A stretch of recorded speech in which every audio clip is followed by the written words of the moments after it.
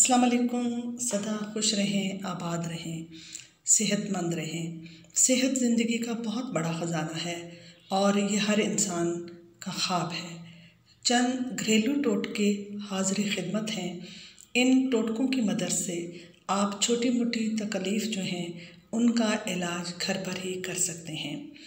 टोटके सदियों से चले आ रहे हैं और हमारे बुज़ुर्ग इन्हीं टोटकों की मदद से घर में ही इलाज किया करते थे।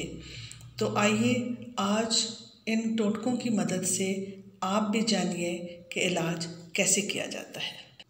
मेथी ग़िज़ा भी दवा भी। जिन लोगों को बादी बवासीर, खांसी, दमा या कंठिया हो उनके लिए मेथी ग़िज़ा भी और दवा भी। जिन लोगों को नज़ला ज़ुकाम की शिकायत रहती हो वो हल्की आंच पर मेथी 2-4 हरी मिर्चों के साथ पका कर खाएं तो बहुत फ़ायदा होगा।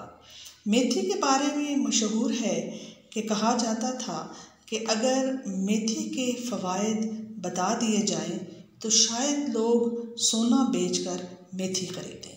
जज़ाकल्लाह। मैदे और आंतों के मरीज़ मुतवज्जह हों। अगर सुबह के वक्त 1 गिलास ताज़ा पानी में 1 खाने का चम्मच नींबू का रस और थोड़ा सा नमक मिलाकर पी लिया जाए तो ये मैदा और आंतों की सफाई के लिए बेहतरीन है और इससे मैदा और आंतों की खराबियां बाहर निकल जाती हैं।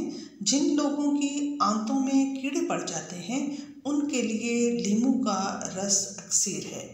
नींबू एक ऐसी चीज़ है कि जिसमें विटामिन सी बहुत कसरत से पाया जाता है। नींबू के बेशुमार फ़वाइद हैं, आप हासिल कीजिए। दर्ज झैल चीज़ें खून की कमी दूर करने के लिए खाएं। जिस्म में खून की कमी से रंग पीला पड़ जाता है, काम करने की सलाहियत कम हो जाती है, बार बार थकावट का एहसास होता है, सर और टांगों में दर्द रहता है और तबीयत में सुस्ती गालिब आ जाती है। इस सूरत में ऐसी ग़िज़ा खाएं जिनमें आयरन और विटामिन सी वाफिर मिक़दार में पाया जाता है, मसलन खुबानी, आम, सेब, नींबू, पालक वग़ैरह। ये तमाम चीज़ें खून पैदा करती हैं, खाइए और खून बढ़ाइए। मसाना और गुर्दे की पथरी का सस्ता टोटका। शहद को पानी में मिलाकर ज़्यादा से ज़्यादा इस्तेमाल करने से मसाना और गुर्दे की पथरी को तोड़ता है। इंतहाई लाजवाब, आसान और सस्ता टोटका है। मुस्तकिल मिजाजी से इस्तेमाल कीजिए।